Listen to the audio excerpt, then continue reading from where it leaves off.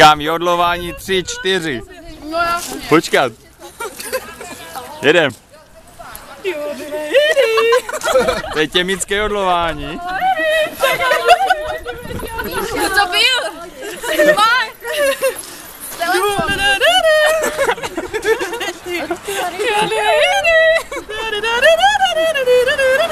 Tady byste si měli pozvat. Počkat, tak já to dám na chvilku pozor, já se schovám za vás a musím jenom držet. Budete jenom otvírat pusu, jako jo? Ano.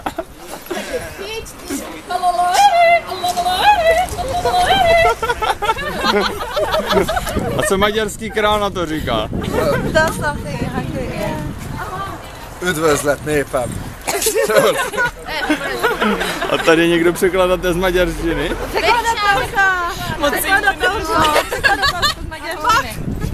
Co na to říká tady maďarský král, který se přijel podívat z 18. století, to už by šlo. Všechny vás zdraví. Ano. Örülök, hogy itt lehetek, és megtisztelnek engem ezzel az eseményen. Že se nás to tady sešlo a že jste si ho přijeli vyfotit. Ano. Remélem jól hangulatba fog telni az esemény. Doufám, že bude na titulní stránce. Je to troufalé, je to možné. A co přiveze tady z Čech jako do Maďarska jako pozdrav svým krajanům? Náš pravý těmický král.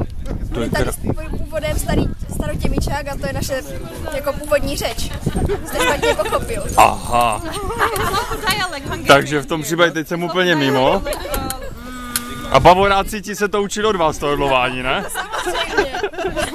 Všecko je tady. I ten Oktoberfest, to všecko jako je s tady, jo? Takže středobod světa je v Těmicích. Jo, Oktoberfest is also from Těmice, Hungarian. No, it's Oktoberfest also Hungarian. Hungarian from Těmice, but it moved This is also Hungarian traditional.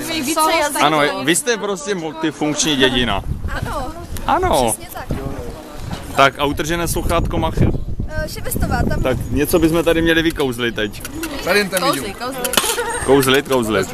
Tak konec. Král je Těmice. cen, že si myslíte, že to není pravda. No, já jsem princ, takže já jsem v klidu. Můžeš být král. Prince? Tak proč ne? Execute him. Execute. Popravte ho. Competition. Pozor, já jsem tvůj možná syn v tom případě. Právě proto. Proč by to dělal? Where's my now?